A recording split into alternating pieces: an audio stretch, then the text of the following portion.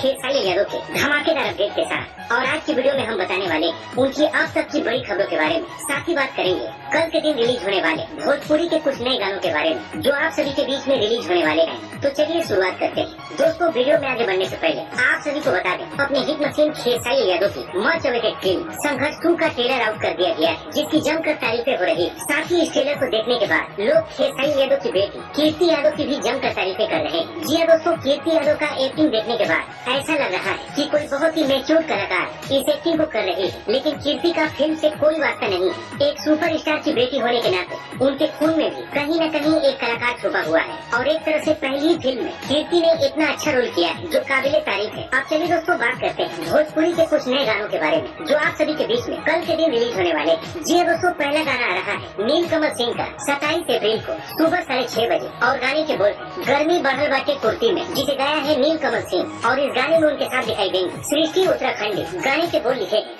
आशुतोष तिवारी और संगीत प्रियांशु सिंह का है। और ये गाना रिलीज किया जाएगा शुभ लाभ फिल्म्स के यूट्यूब चैनल पर। तो इसी के साथ दोस्तों मिलते हैं अगली वीडियो में।